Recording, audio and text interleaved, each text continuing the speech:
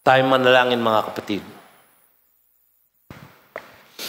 Panginoon, sa bawat paglipat ng mga taon, tanging isa lang ang hindi nagbabago. Ang inyong katapatan, O Diyos, na dakila at wagas. Wala kaming inaalala, Panginoon, kahit na ano pang mangyari sa aming kapaligiran. Sapagkat Ikaw ang aming muog, Ikaw ang haligi ng aming mga buhay. Maraming salamat, Panginoon, sa isang bagong taon. At maraming salamat muli sa pagkakataong ibinigay mo sa amin upang buksan ang inyong banal na salita at aming aralin upang aming makita, O Diyos, ang inyong kalooban sa pamamagitan ng mga wika na ito at upang ito ay aming masunod. Bigyan mo kami, Panginoon, ng pag-unawa at higit sa lahat ng pagsunod sa bawat salita na inyong ibibitawan sa aming mga puso't isipan sa hapong ito, Panginoon. Kayo po ang mangusap sa bawat isa sa amin sa pangalan ni Jesus. Amen. Tayo po ay nagpapatuloy sa ating communion series. Yung mga bago po sa inyo, dito po sa GCF, ang amin pong ugali ay pag-aralan salita ng Diyos book by book, chapter by chapter, paragraph by paragraph, at kung minsan po, lalo po sa akin, word for word. No? So, patuloy po ang ating pag-aaral ng Ebanghelyo ayon kay Luke, the Gospel of Luke, na ang tema ay God the Son, Son of Man. At tuwing Communion Sunday po, ito po ang ating pinag-aaralan at binubuklat upang ating marinig at makita ang kadakilaan ng ating Panginoong Hesus, ang kalwalhatian ng kanyang pagiging Kristo, pagiging Mesyas, at ang katunayan ng kanyang kaligtasan para sa bawat isa sa atin. Ang title po ng mensahe ngayong hapon ito ay Hindi ang Matuwid, Kundi ang Makasalanan. Babaguhin po ng kaunti sapagkat palagi ko mas maganda ang hindi ang nagmamatuwid, kundi ang makasalanan. Iba po yung matuwid sa nagmamatuwid. At makikita natin sa hapong ito, sa salaysay na ito, na ang hindi kanais-nais sa ating Panginoon ay yung mga nagmamatuwid at yung merong pride at yabang sa harap ng Diyos na kaya nilang iligtas ang kanilang sarili sa pamamagitan ng sarili nilang gawa. Hindi po iyon ang hinahanap ng ating Panginoon. Ang sabi nga niya sa ating teksto, I have not come to call the righteous, but sinners to repentance. Sa salaysay na ito na ating makikita, mababanag natin dito, mga kapatid, ang tunay na layunin ng pagbaba ni Jesus mula sa langit. Ang paghanap at pagligtas ng mga makasalanan. Yun po ang sinabi niya sa Luke 19:10, For the Son of Man came to seek and to save the lost. Wala pong humahanap sa Diyos, wala pong nagsisik sa Panginoon. Hindi po totoo na may mga seeker. Ang seeker po ito ng totoo, ang seeker po na talagang naghahanap sa atin ay ang ating Panginoong Jesus. Naging kaisipan ng buong sanlibutan na ito na ang kaligtasan ay kayang matamo sa pamamagitan ng pagiging mabuti o matuwid. Ngunit alam naman natin mula sa Biblia na walang matuwid. Wala kahit na isa. Sa Romans 3:10, ang sabi, none is righteous, no not one. Ito po ay quotation from Psalm 14:1. The fool says in his heart, there is no God. Ganyan po ang lahat ng tao, parang walang Diyos. They are corrupt, they do abominable deeds. There is none who does good. Ang sabi sa Psalm 53:1 and 1, 2, and 3, the fool says in his heart, there is no God. They are corrupt, doing abominable iniquity. There is none who does good. God looks down from heaven on the children of man to see if there are any who understand, who seek after God. They have all fallen away together. They have become corrupt. There is none who does good, not even one. Alam din natin mga kapatid na walang maliligtas o magiging matuwid sa mata ng Diyos sa pamamagitan ng pagsunod sa batas, reglamente, ritual, sakramento o kahit na ano pang relihiyosong activity. Sabi sa Romans 3:20, "For by works of the law, no human being will be justified in his sight, since through the law comes knowledge of sin." Ang kaligtasan, mga kapatid, ay sa pamamagitan lamang ng pananampalataya kay Kristo Jesus. Sabi sa Galatians 2:16, "Yet we know that a person is not justified by works of the law, but through faith in Jesus Christ. So we also have believed in Christ Jesus in order to be justified by faith in Christ and not by works of the law, because by works of the law, no one will be justified." Nagpapatuloy tayo sa pag-aaral ng Ebanghelyong ito na ayon kay Luke, kay Saint Luke, na ito ay nagpapahayag na si Jesus ang tunay na Mesiyas ng Diyos Ama. Siya ay God the Son of Man. Sa mga nakaraang mga mensahe, pinahayag ni Luke ang otoridad ni Kristo laban sa epekto ng kasalanan sa pisikal na katawan. Maalala natin, laban sa mga may ketong, sa Luke chapter 5, verses 12 to 14, napagaling niya ang isang may ketong. At ang kanyang otoridad sa mga paralisado, sa Luke chapter 5, 18 to 26, nakita natin ang kwento tungkol sa isang mamang paralitiko na dinala kay Jesus at kanyang pinagaling sapagkat kanyang pinatawad sa kanyang mga kasalanan.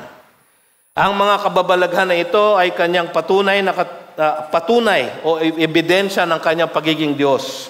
At ang kanyang mga salita ay salita ng Diyos. Sabi sa Luke 4:43 to 44, "But he said to them, I must preach the good news of the kingdom of God to the other towns as well, for I was sent for this purpose." And he was preaching in the synagogues of Judea. Yung kanyang preaching na yun, pinatunayan na ito ay salita ng Diyos sa pamamagitan ng mga kababalaghan, ng mga miraculous na healing na kanyang ginawa.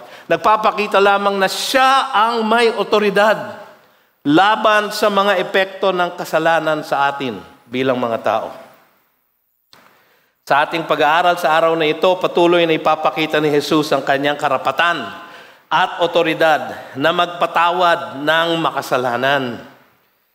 Sandali na lang at siya'y tutungo na sa krus upang tubusin ang kapatawaran ng lahat ng mananampalataya sa kanya. Kasama dito, mga kapatid, ang isang tax collector, isang makasalanan, at ang iba pang makasalanang kasama niya at kaibigan niya. Ang tax collector na ito ay nagkangalang si Levi. O makikilala natin siya sa kanyang isang pangalan, Matthew. Siya po ang sumulat ng unang ebanghelyo na nasa Bagong Tipan. So makikita natin ang dalawang bagay, mga kapatid, ang pagtawag kay Matthew at ang pagtawag sa mga makasalanan. So una, tingnan natin ang pagtawag kay Matthew. Nasa verses 27 to 28.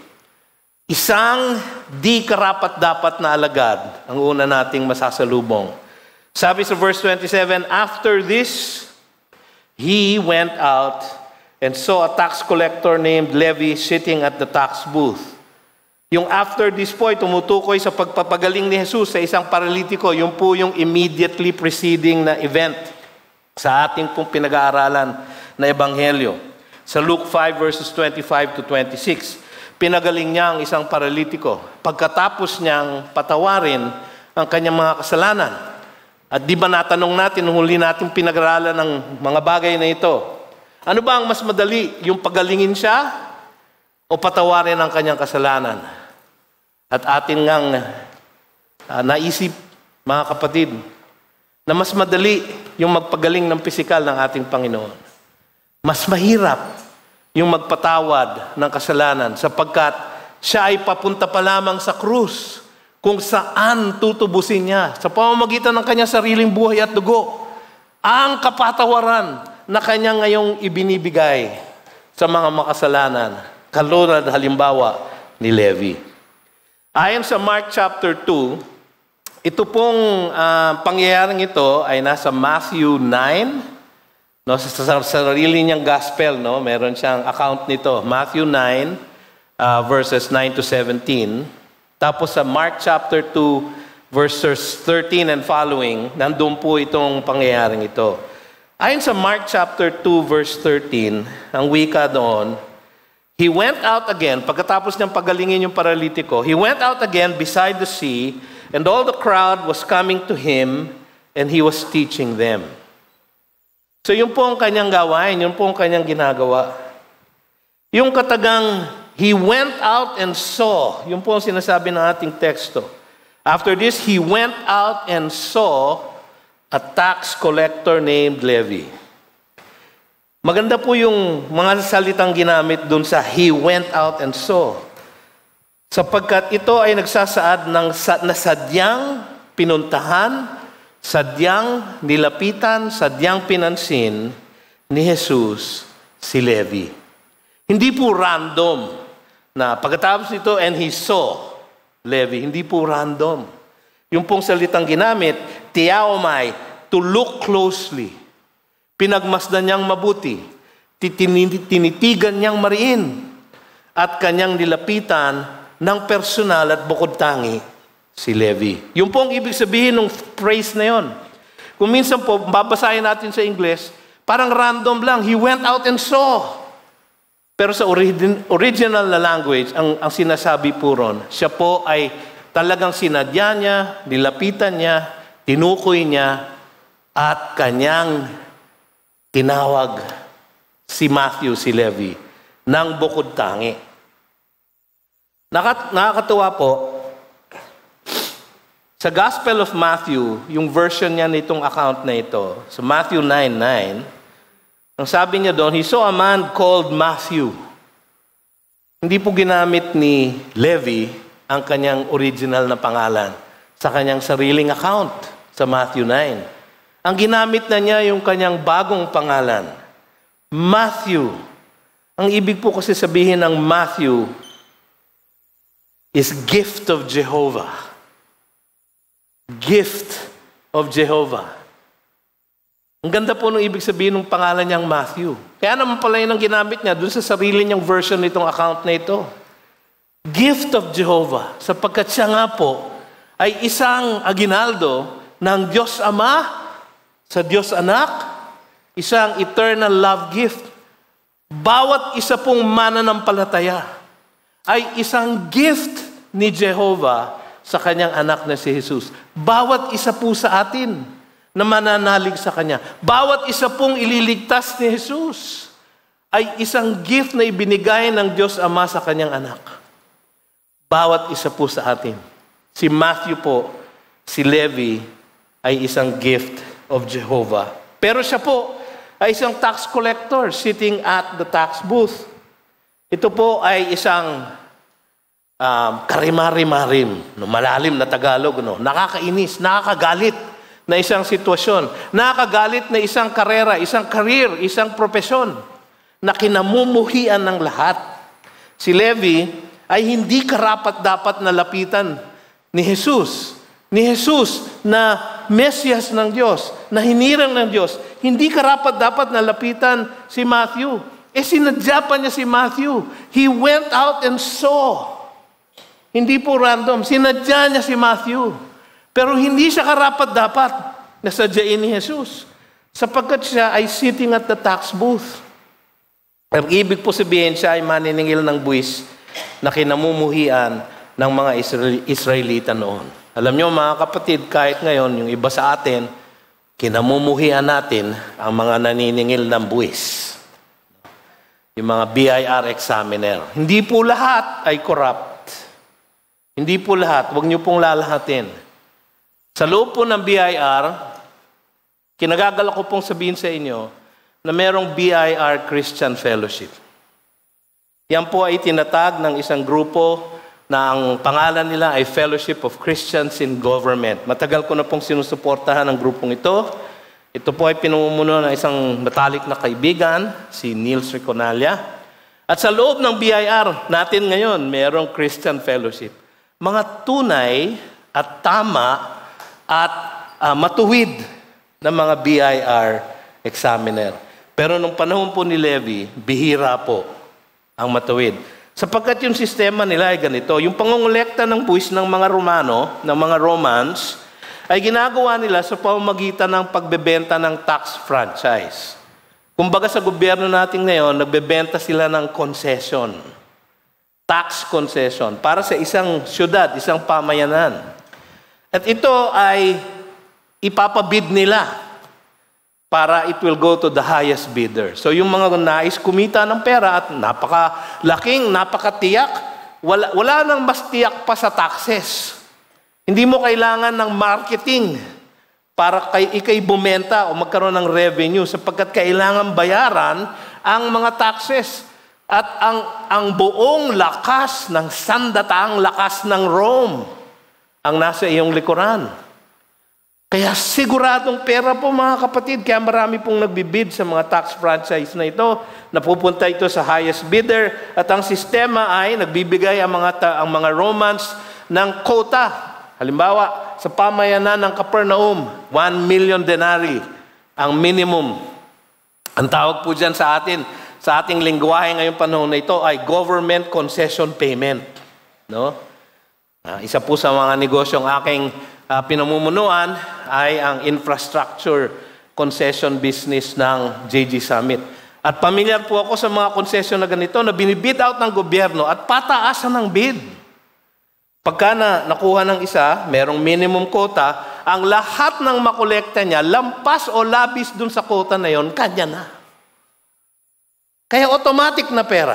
At pag hindi ka nagbayad, gugulpihin ka ng mga Roman soldier na naka-assign dun sa tax collector na yan. Ganun po ang propesyon ni Levi. Dahil doon, tinitignan siyang isang traidor. Kumbaga nung panahon ng Hapon sa atin, bihira na ho siguro sa inyo ang buhay nung panahon ng Hapon. Ako ho, hindi ho. No? Ang aking pong mga magulang, pero may mga kwento sila tungkol sa mga makapili. Mga traidor na nagko-cooperate sa oppressor. Ganun po ang tingin kay Levi. Siya po ay isang traidor sa kanyang mga kababayan. At imbis na tinutulungan nila ang mga kababayan na ito, ang mga kababayan niya ay ine-extortan nila ng salapi. Excessive po ang taxation na nangyayari noon. Merong quota ang gobyerno, tinataasan po yun. Nagkikreate ng bagong tax ang mga tax collector. So pwede nilang buwisan ang bawat isda na kanilang nahuhuli sa Capernaum, sa Sea of Galilee. So para po siyang may power na ganon. At sa inaasahan din, naaabuso ang ganitong klaseng kapangyarihan. So, ang Panginoon ay tumawag sa isang di karapat-dapat na makasalanan. Hindi malayong isipin na si Levi ay isa sa mga umabuso ng sistemang ito. Makikita natin mamaya na siya ay mayaman. At hindi naman siya yayaman kung hindi siya corrupt. Dahil sa nature ng sistema nila. So hindi malayang isipin na siya ay umabuso sa kanyang mga kababayan. Tiyak na siya ay may taglay na talino at galing. Sapagkat kailangan mahusay ka sa numero. Kailangan mahusay ka sa pagtatala. Kailangan maalam ka sa mga dokumento, sa mga public records. Kaya hindi tayo dapat magtaka kung bakit sa dalawang ebanghelyo lang, merong genealogy si Jesus. Nakita na natin yung isa sa Luke chapter 3. Diba? Merong genealogy na ginawa si Dr. Luke na historian po siya. Nasaan yung isang genealogy? Nasa Matthew 1, verses 1 to 17. Isang genealogy ni Kristo Jesus na nagpapakita na siya ay nasa kingly line ng Israel. Na siya ay anak ni Abraham, ang pangakong bunga ng kanyang katawan, at siya ay anak ni David. At sino ang sumulat na Matthew? Ang isang taong mahusay sa records. Kaya po siya siguro pinili ng Diyos sapagkat gagawin ng Diyos yung kanyang ginawa na iyon. Ginamit niya ang galing na ito upang magpayaman, magkamal ng kayamanan, upang matupad ang lahat ng kanyang pagnanais. So si Matthew ay makasarili, swapang, ganid. Bago niyo siya ikondena, mga kapatid, bago natin ituro Si Matthew, meron pong 3 daliri nakaturo sa atin. Kasi madalas po mga kapatid tayo ay katulad din niya, makasarili. Kung bibigyan tayo ng oportunidad na mag-abuso, mga abuso po tayo. Ganun po ang ating nature. Tayo pong lahat ay makasalanan. Naging mabisa ang pagtingin ng Panginoon sa Kanya. Naging mabisa yung paglapit ni Jesus ng personal kay Matthew. Marahil nakapakinig na si Levi ng pagtuturo ni Jesus sa tabi ng Sea of Galilee. Ganun nga ang ginagawa ni Jesus bago niya nilapitan si Matthew. Marahil na antig na ang kanyang damdamin tungkol sa mali na kanyang ginagawa sa kanyang mga kababayan. Ano pa man ang naranasan na ni Levi sa pakikinig kay Jesus, ang bukod tanging paglapit ni Jesus sa kanya, na kinamumuhian ng karamihan. So imbis na kamuhian siya ni Jesus, bukod tanging lumapit sa kanya si Jesus. Marahil, yung bukod tanging paglapit nito sa kanya, ang naging mitya ng kanyang pananampalataya sa Panginoon. Narinig na niya ang gospel siguro. Naantig na siguro ang damdamin niya. At ang last straw ay yung paglapit na personal ni Jesus sa kanya. Nilapitan niya si Matthew, tinitigan sa kanyang mga mata. Siguro malalim ang pagkakapenetrate ng tingin ng Panginoon sa kanyang puso. At sabi sa kanya, "Follow me. Follow me." Ang Panginoon ay tumawag sa isang hindi karapat-dapat na makasalanan. Na hindi lamang naging alagad niya, ngunit naging tagasulat pa ng ebanghelyo na nasa kanyang pangalan, the Gospel of Matthew. Lahat tayo mga kapatid ay pareho din ni Levi. Makasarili, at di karapat-dapat na magkaroon ng kaugnayan sa ating Panginoon.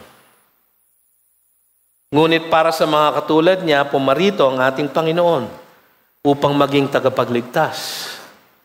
Ang ating pong Panginoon ay pumarito para sa mga makasalanang katulad ni Levi at katulad ng bawat isa sa atin. Katulad din ni Levi, tayong lahat ay niligtas ng ating Panginoon ay maaari niyang magamit para sa pagkalat ng kanyang ebanghelyo. Naipakilala ko na sa inyo ngayon ang ating evangelism pastor na si Pastor Api. Mananawagan siya sa bawat isa sa atin na tayo ay makibahagi sa pagpapahayag ng mabuting balita ng kaligtasan sa mga kaibigan natin, mga kamag-anak, mga kaeskwela, mga katrabaho. Sapagkat yan ang ating gawain. Diyan tayo tinawag ng Panginoon. Diyan tinawag si Levi na naging Matthew upang maging gospel writer. At tayo, bawat isa sa atin, ay tinawag upang maging ebanghelista. Sa huling verse ng Gospel of Matthew, makikita natin ang The Great Commission. At tiyak, nung sinulat ni Matthew yon, "Go and make disciples of all the nations, baptizing them in the name of the Father, the Son, and the Holy Spirit, and teaching them to obey all that I have commanded you, and lo, I am with you always until the end of the age." Sa kanyang pagsulat nun, naalala siguro niya yung unang pagtawag sa kanya ni Jesus, "Follow me." Hindi karapat-dapat na alagad. Tapos makikita natin ang isang di inaasahan na kautusan. Tignan niyo yung latter part ng verse 27. "And he said to him," so he went out to Matthew, nilapitan niya si Matthew, tinitigan sa mata, at sinabi niya ang isang kautusan. He said to him, "Follow me." Yung pong salitang yon ay imperative. Hindi po siya invitation. Siya po ay command. Isang kautusan. Sa paglapit ng isang itinuturing na propeta ng Diyos sa isang makasalanan na tax collector, ang inaasahan ng karamihan ay ang pagkondena doon sa tax collector bilang isang patapon ng lipunan. Yung pong inaasahan nilang sasabihin ni Jesus, ang pagkondena sa kanya. Ngunit hindi. Ang nangyari ay ang hindi inaasahan. Imbis na siya ang kondenahin ni Jesus, siya ay tinawag na sumunod sa kanya bilang isang disipulo at alagad. Aba, bakit? Tax collector si Matthew. Harang ang kaluluwa, ika na matatanda. Matanda na pala ako, no? Kaya pag sinasabi ko yun, I'm referring to myself. Ika ko nga, no? Harang ang kaluluwa nitong si Matthew. Wala siyang morals, wala siyang ethics. Bakit siya ang tinawag na sumunod kay Jesus? Dito natin makikita, mga kapatid, ang dakilang kagandahang loob ng Panginoon, ang grasya ng ating Diyos sa mga taong isinusuka na ng sanlibutan dahil sa kanilang makasalanang buhay. Hindi ba't pinagaling niya ang isang may ketong, isang outcast? Hindi ba pinatayo niya ang isang paralitiko, ang isang taong useless sa lipunan? Ang ngayon naman tinawag niya ang isang tax collector, isang salot, scum of the earth, latak ng lipunan. At siya ang tinawag niya na sumunod sa kanya. Ang kautusan na sumunod kay Jesus ay isa ring alok na tanggapin ang kaligtasan mula sa kasalanan at sa kamatayan na dala nito. Ito ang dahilan ng kanyang pagkakatawang tao. Ang tuparin ang pagtubos sa mga makasalanan upang silang lahat ay maging matuwid sa mata ng Diyos Ama. Hindi dahil sa kanilang pagsunod sa batas o relihiyon, o kundi dahil sa kanyang pagtupad ng buong kinakailangan ng batas. Kaya nagpunta si Jesus upang tuparin niya ang lahat ng requirement ng batas, pati na ang pagkamatay para sa kasalanan ng iba. Lahat yon tinupad niya. So ang lahat na dapat natin gawin upang tayo makarating sa langit, ginawa na ni Jesus. At ang kanyang panawagan, follow me, ang ibig sabihin po noon, manampalataya lang kayo na ginawa ko na ang lahat para sa inyo. At sumunod na lang kayo sa akin. Yun po ang gospel call, yun po ang natanggap ni Matthew. Sabi sa Romans chapter 3 verses 25 to 26, whom God put forward, Jesus, whom God put forward as a propitiation, isang pagbabayad sala, by His blood, to be received by faith. This was to show God's righteousness, na ipakita na matuwid ang Diyos, na siya ay banal, na siya ay makatarungan. Because in His divine forbearance, He had passed over former sins. Yung mga kasalanan ng mga Old Testament saints, yung mga kasalanan ng mga mananampalataya before the cross, yung po ay pinas over ng ating Panginoon. It was to show His righteousness at the present time so that He might be just and the justifier of the one who has faith in Jesus.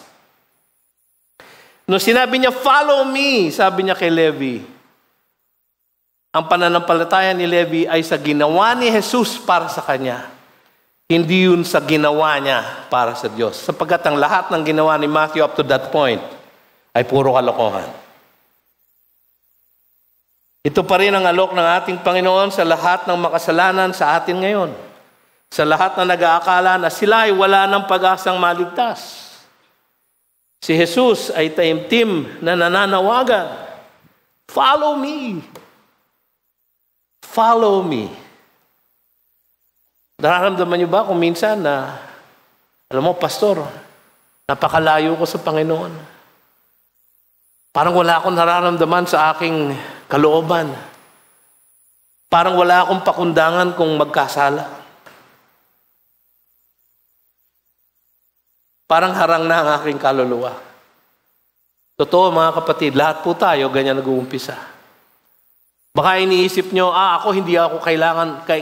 hindi na ako kayang patawarin ng ating Panginoong Hesus. Wala nang mas mababa pa kisa sa tax collector nung panahon ni Levi. Ang karanggo niya ay mga prostitute. Ang kanyang testimony in a court of law hindi tinatanggap. Para silang hindi tao. Mga kapatid, yung parang hindi tao na yun, yung latak ng lipunan na yun, yung malayong malayo sa katuwiran ng Diyos, siyang nilapitan ni Jesus at tinawag, follow me. Gayon din ang panawagan ng ating Panginoon sa bawat isa sa atin ngayong hapong ito. Follow me. So nakita natin ang isang di karapat-dapat na alagad, isang di inaasahan na kautusan, at isang di mauurungan na pagsunod. Kakaiba po ito. Sabi sa verse 28, and leaving everything, he rose and followed him. Sa sarili niyang account sa Matthew 9, hindi niya po nilagay yung and leaving everything. Wala po yun sa Matthew 9. Wala po yun sa Mark 4. Yung pong konsepto ng leaving everything ay na kay Luke lang. Hindi po sinulat ni Matthew yun para sa sarili niyang account. Ayaw niya po sigurong ipaalam o palakihin ang lalim at lawak ng pagsunod na kanyang ginawa. Ayaw niyang palakihin dahil sa kanyang humility. Ayaw niyang gamitin yung sarili niyang pangalan. Ginamit niya ang bagong pangalang ibinigay sa kanya ni Jesus. Ganun po ang naging pagbabago sa puso ng tax collector na ito. Ang salitang ginamit ni Luke upang ilarawan ang desisyon ni Levi ay maganda. Sabi dito, and leaving everything. Meron pong stages.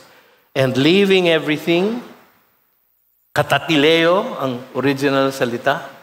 Ibig sabihin, pinutol na ang lahat ng ties sa kanyang nakaraan. And leaving everything, he rose and followed him. So siya ay nag-exercise ng true repentance. Tinalikuran ng lahat ng kanyang nakaraan, kinalimutan ng lahat ng kanyang nagawang kasalanan, at siya ay tumayo, binitbit ang kanyang sarili, at sumunod sa ating Panginoon. Kaya naman sinabi niya sa Luke 9:23, if anyone should follow me, he should deny himself, take up his cross daily, and follow me. Sapagkat yun ang ginawa ni Levi sa kanyang sariling pagsunod. Alam nyo, minamaliit ni Matthew yung kanyang pagsunod na yun, and he rose and followed him. Sabi niya dun sa kanyang sariling account. Ngunit tunay na napakalaki ang kanyang iniwanan na hanap buhay. Napakalaki po ng negosyo na kanyang nakakamal doon sa kanyang pagiging tax collector.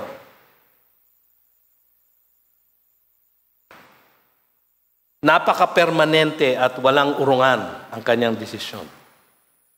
Sapagkat the moment na iwanan niya yung tax booth na yon, meron na pong papalit sa kanya. At hindi na po siya makakabalik doon. Malamang po si Levi ay isang milyonaryo na Hudyo. Iniwan niya po ang lahat ng iyon upang sumunod sa ating Panginoong Jesus. Tiyak na malaki ang kita ni Levi sa pagiging kolektor ng buwis. Tiyak din na sa kanyang pag-iiwan ng buhay na ito, hindi na maaaring balikan dahil sa dami ng nakapila dun sa posisyon niya. Ganito rin ang paglalarawan ni Luke sa pagtalikod nila Peter, Andrew, James, and John sa pangingisda nila upang sumunod sa tawag ng Panginoon. Pero kung isipin nyo, yung mga fishermen, kung gusto nilang bumalik sa pangingisda, pwede nilang balikan. Yung tax collector, hindi. Wala na siyang balik. No? Sabi nga nung awit, there is no turning back. No turning back. Iniwan niya. Malalim, masakit ang kanyang pagsunod kay Jesus. Sabi ni Luke, tungkol kay Peter at kay John at sa iba, and when they had brought their boats to land, they left everything and followed him. And sabi ni Pedro mismo sa Luke 18:28, see, we have left our homes and followed you. Ang record naman ni Matthew nung pangyayaring yon, Peter said, see, we have left everything and followed you. What then will we have?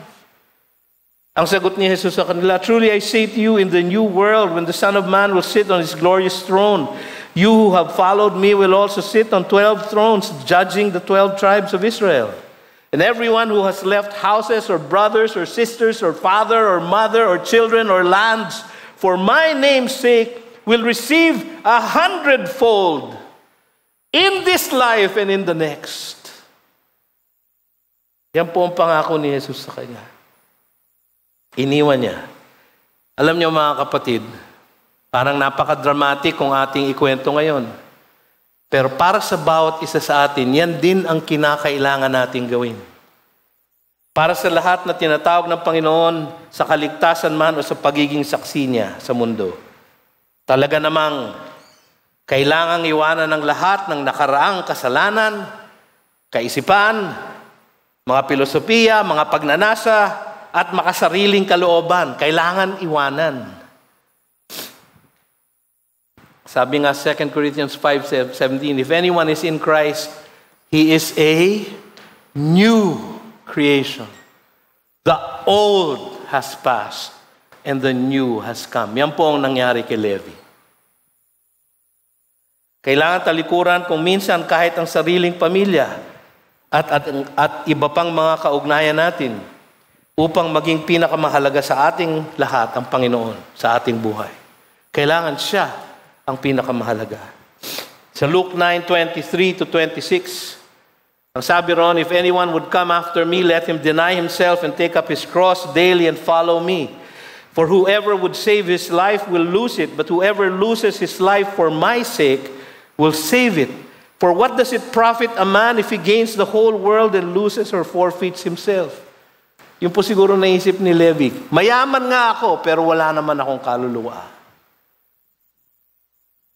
For whoever is ashamed of me and of my words, of him will the Son of Man be ashamed when he comes in his glory and the glory of the Father and of the holy angels. Sa Luke 14:26, ang sabi doon ni Jesus, ni-record ni Luke, if anyone comes to me and does not hate his own father and mother and wife and children and brothers and sisters, yes, and even his own life, he cannot be my disciple. So nakita natin dito, idiniin ni Luke that he left everything. Sabi niya tungkol kay Peter, James, John, Andrew, they left everything. Kasi mga kapatid, sa lahat ng nililigtas ni Jesus, we need to leave everything. Hindi lamang si Levi, hindi lamang sila Peter, kundi ang bawat liligtas ni Kristo Jesus. Sa Matthew 10, sinulat ni Levi mismo, kinote niya ang ating Panginoon, whoever loves father or mother more than me is not worthy of me. And whoever loves son or daughter more than me is not worthy of me. And whoever does not take up his cross and follow me is not worthy of me. Whoever finds his life will lose it, and whoever loses his life for my sake will find it. Mga kapatid, nakita natin ang pagtawag kay Matthew. Tingnan natin ngayon ang pagtawag sa mga makasalanan. Verses 29-32. Una natin makikita ay isang di pangkaraniwang pagdiriwang. Tingnan niyo yung verse 29. And Levi made him a great feast in his house. And there was a large company of tax collectors and others reclining at table with them. Dito natin malalaman na tunay nga na mayaman si Levi. Na siya ay nagkamal ng maraming pera. Bakit? Malaki ang bahay niya. Para siya ay magkaroon ng isang great feast in his house. So malaki ang bahay niya. Siguro, kumbaga sa atin, nakatira siya sa Corinthian Plaza. No? O sa Valle Verde. O sa Forbes Park. O sa Urdaneta. O sa Bel Air. No? O sa Dasmariñas Village. Malaki ang bahay niya. Para sa isang tumalikod, sa isang matiwasay na buhay, kakaiba itong pagdiriwang na ito. Alam ng lahat na sa kanyang pagsunod kay Kristo Jesus, iiwanan niya lahat itong kayamanan na ito. Pero gayon pa man, nagdiwang pa rin siya. Gayon na lamang ang kanyang kagalakan sa kanyang pagtanggap ng buhay na walang hanggan, na bigay ng kanyang Panginoon, na naghanda siya ng isang engranding handaan. Ngunit ang desisyon na ginawa niya na sumunod kay Jesus, ganap. Marahil, dahil sa laki ng kanyang yaman, dahil sa laki ng kanyang mga pag-aari, Merong napakalaking temptation na siya ay huwag naman iwanan lahat. Di ba? Kung minsan ganun po ang temptation ng kasalanan. Meron pong grip ang kasalanan sa atin na sinasabi na, Panginoon, isinusuko ko ang lahat sa inyo, pwera lang ito. Ito akin to. Huwag niyong kukunin ito. Mga kapatid, sabi nga ng iba, if Jesus is not Lord of all, He is not Lord at all. Kung hindi siya Panginoon ng lahat-lahat sa inyong buhay, hindi siya Panginoon sa inyong buhay. Nais na niya ngayon na mapakilala ang kanyang mga kaibigan, mga kaanak sa kanyang bagong master, na ang Mesiyas ng Diyos. Nais niyang maranasan din nila ang katiyakan at kagalakan ng kaligtasan na ngayon tiyak na rin sa kanyang puso. Tiyak marami ang pumula sa kanya dahil sa kanyang pagtalikod sa isang matiwasay na pamumuhay, isang kinaiinggitan na karir. Marahil iba, kamag-anak niya at kaibigan, siguro pilit siyang baguhin ang kanyang desisyon. Ngunit gayon na lamang ang tuwa at katiyakan niya sa kanyang puso't isipan na hindi na siya lumingon muli sa daan na maluwag, ngunit patungo naman sa kapahamakan.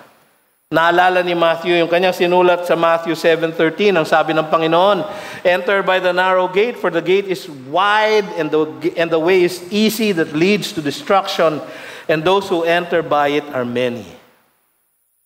Tinalikuran na niya yon, yung madaling daan, yung malawak na daan. At niyakap na niya yung the gate is narrow and the way is hard that leads to life, and those who find it are few. Sinulat niya sa Matthew 13:46, who on finding one pearl of great value went and sold all that he had and bought it. Ganon ang kanyang karanasan. Natagpuan na niya yung pearl of great value. Ang ating Panginoong Hesus, ang kaligtasan na kanyang binibigay. Ang buhay sa paglilingkod sa kanya. Nakita na niya ang pearl of great value. Bakit niya tatalikuran yun? Sinulat ni Luke sa Luke 9:62, ang sinabi ng Panginoon, no one who puts his hand to the plow and looks back is fit for the kingdom of God. No turning back, walang urungan ang kanyang desisyon. Ang pagdiriwang ni Matthew ng kanyang bagong buhay at ang pagpapakilala niya kay Jesus sa kanyang mga kaibigan at kasama ay bunga na ng bagong buhay na pinagkaloob sa kanya ni Jesus. Binago na ni Jesus ang kanyang buhay. Wala na si Levi. Nariyan na si Matthew. The gift of God. Ganyan din dapat ang bawat isa sa atin na niligtas ng Panginoon. Sabi nga ni Charles Haddon Spurgeon, ang lahat ng niligtas ni Kristo Jesus, dapat merong pagnanasa na maligtas ang iba. Kung wala kang pagnanasa na maligtas ang iba, kung wala kang pagnanasa na i-share ang gospel sa iba, baka hindi ka paligtas. Masakit pakinggan, pero totoo. Sapagkat nakita natin sa halimbawa ni Levi na naging Matthew, na yung kanyang bagong pananampalataya ay kanyang ipinangalandakang kaagad. Inanunsyo sa buong mundo sa isang engranding piging para ipakilala ang bagong buhay niya at ang kanyang Panginoon. So nakita natin ang isang di pangkaraniwang pagdiriwang. Pagdiriwang ng isang pagtatapos ng isang buhay na palalo at pag-umpisa ng buhay ng puno ng pananampalataya. Next, makikita natin ang isang di matuwid na katanungan. Tingnan niyo yung verse 30. And the Pharisees and their scribes grumbled at his disciples, saying, why do you eat and drink with tax collectors and sinners? Alam nyo, nakita nyo sa verse 29, yung kanyang large company of tax collectors and others, yung others po na yun ay lahat ng mga riff-raff, mga makasalanan. Lahat ng mga BIR examiner, lahat ng mga BIR commissioner sa Jerusalem, sa Judea, sa Galilee. Yun po ang mga inimbita niya, yung mga barkada niya eh.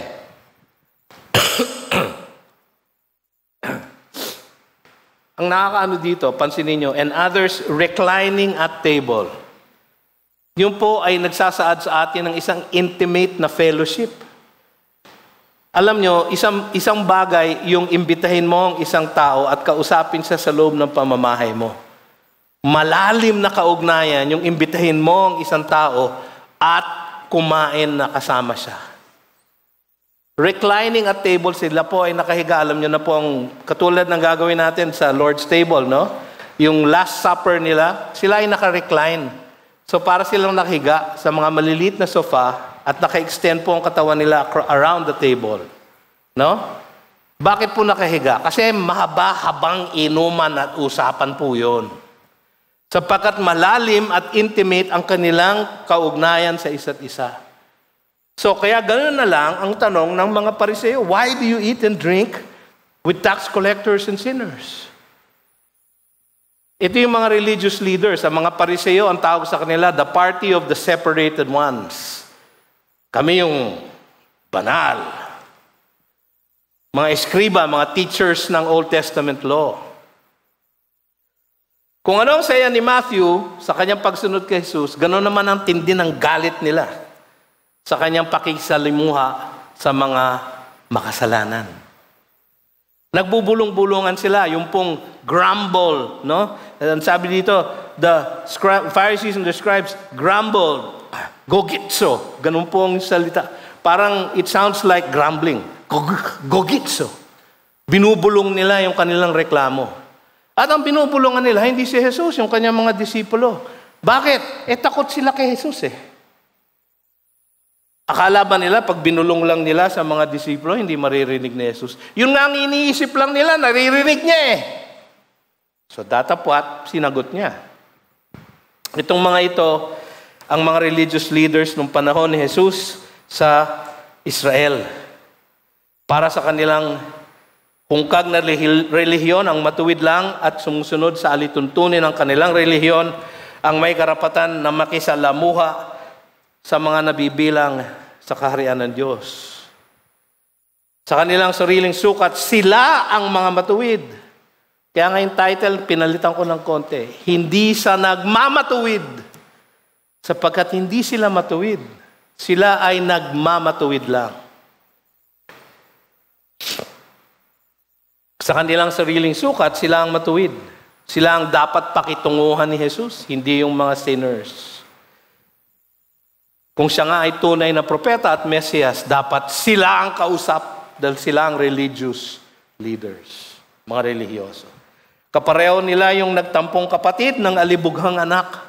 Naalala niyo yung isang son, nagpa-party dahil umuwi yung alibughang anak, nainggit yung isang son. Palagi naman ako nandito, bakit hindi mo ako pinag-party? No? Self-righteous. Ang sabi ng son na yon,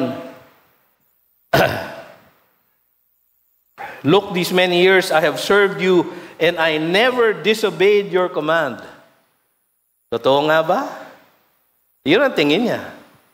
Ganon din ang kaisipan nung Pariseo na nananalangin sa templo. Naalala niyo yun? Merong isang Pariseo, isang publikano. Nasa Luke chapter 18 yun.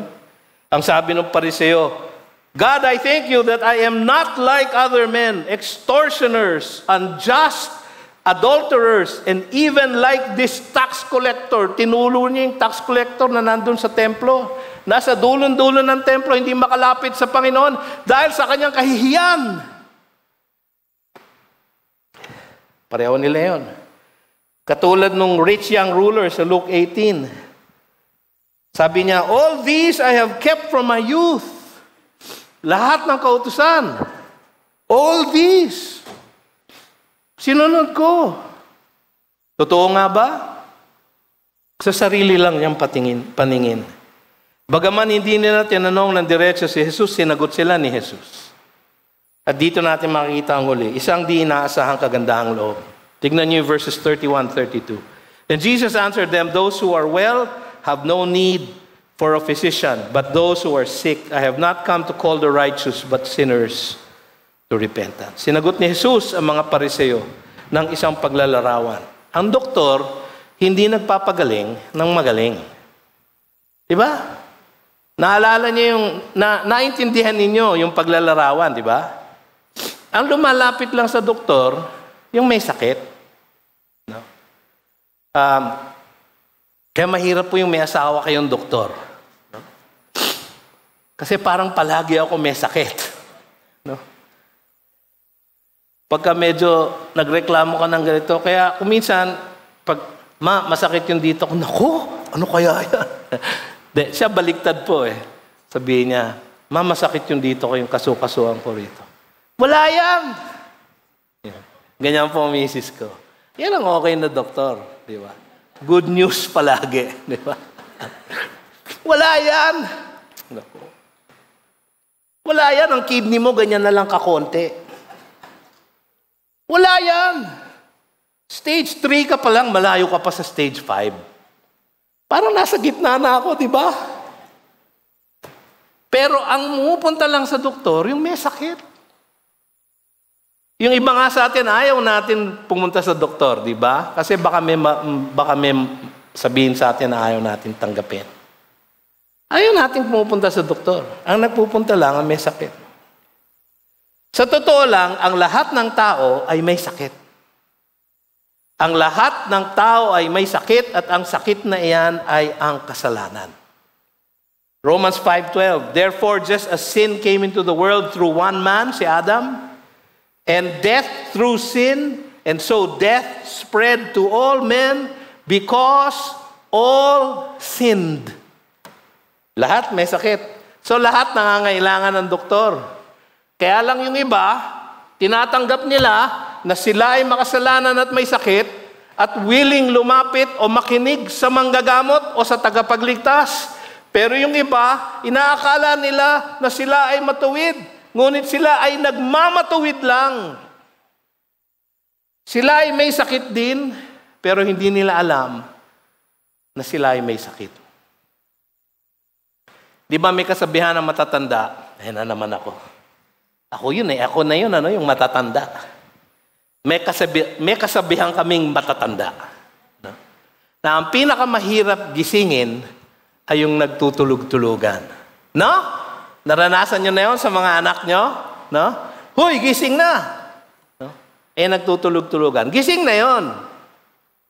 Ganon din ang makasalanan na hindi umaamin na sila ay makasalanan.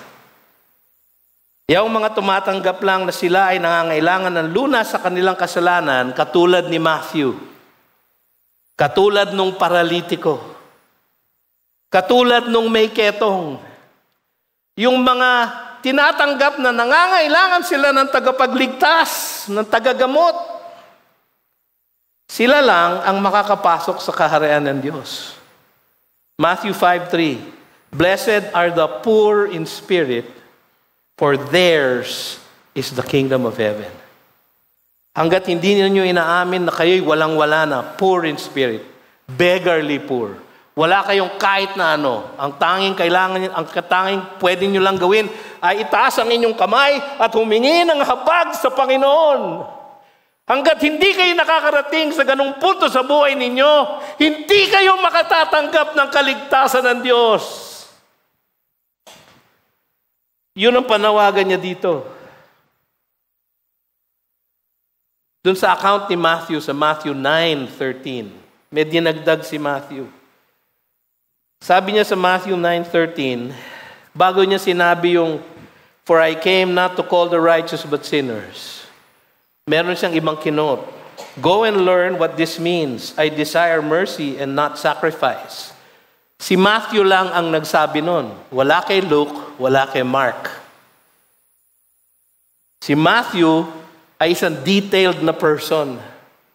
So nahuli niya yung sinabi ni Jesus na yon. Ano yung sinabi ni Jesus na yon? Isang quotation mula sa Hosea chapter 6 verse 6. At sabi doon ng Panginoon sa pamamagitan ng propetang si Hosea, for I desire steadfast love and not sacrifice, the knowledge of God rather than burnt offerings. Saan pa natin makikita yun? So 1 Samuel 15:22. Si Samuel ang propeta, si Saul ang king. Si Saul, kinuha niya sa kanyang sariling otoridad ang pag-aalay, pag-offering. Yun na trabaho ng priest, hindi niya trabaho yan as king. At sinuway niya ang Diyos. Kaya sabi ni Samuel sa kanya, has the Lord as great delight in burnt offerings and sacrifices? Akala mo ba natutuwa ang Diyos na sinuway mo siya para lang makapag-alay sa Diyos? As in obeying the voice of the Lord, behold, to obey is better than sacrifice, and to listen than the fat of rams. Ano ibig sabihin ni Jesus doon? Mas mahalaga sa Panginoon ang taus-pusong pagsunod sa kanyang kautusan at kalooban kaysa sa hungkag na pagtupad lang sa mga ritual at sakramento at mabubuting gawa. Ang importante sa kanya, sabi nga sa Hosea 6:6, the knowledge of God rather than burnt offerings. The love of God rather than burnt offerings. Mas importante sa kanya na may kaugnayan tayo sa kanya. Ngayong hapong ito, ating pagdiriwang ang banal na hapunan. Yung iba sa atin sa lumang relihiyon, ginagawa ito para mabawasan ang kasalanan. Bakit nagbabawas ng kasalanan? Para magkasala ulit. Para may baon. Di ba? Kaya sabi ng iba, ikaw, linggo-linggo ka nagsisimba, baka lumampas ka na sa langit. Mga kapatid, hindi po tayo nakararating sa langit dahil sa pagsisimba o paggawa ng mga reglamento o ng mga sakramento o ritual. Tayo ay nililigtas sa pamamagitan ng pananampalataya lamang kay Jesus.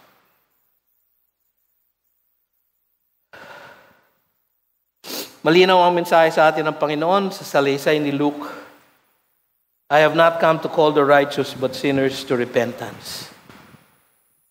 Alam nyo ba na ating Panginoon is a friend of sinners?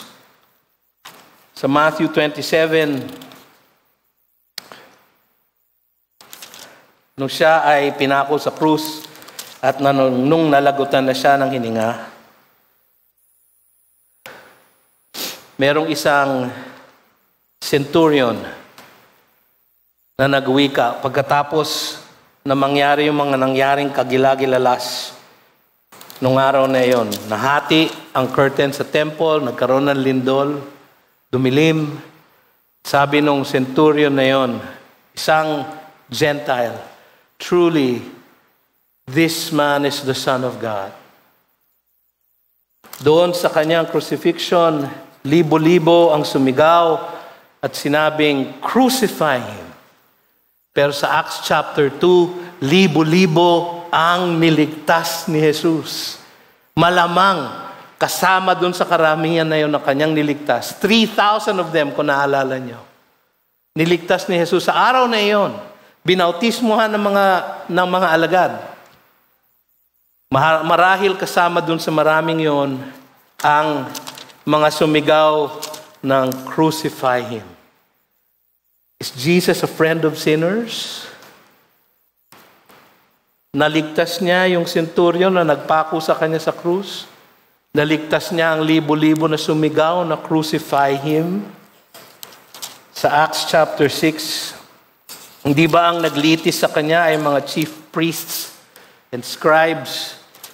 Sa Acts chapter 6, mababasa natin. And the word of God continued to increase, and the number of the disciples multiplied greatly in Jerusalem, and a great many of the priests became obedient to the faith. Si Jesus ba ay kaibigan ng makasalanan? Siya ay naparito upang tawagin ang mga makasalanan. Wala kasing matuwid eh. Ang marami lang yung nagmamatuwid. Kung kayo ay kasama doon sa mga hiyang-hiya na sa Panginoon, dahil sa inyong makasalanan na buhay, kayo ang tinatawag niya.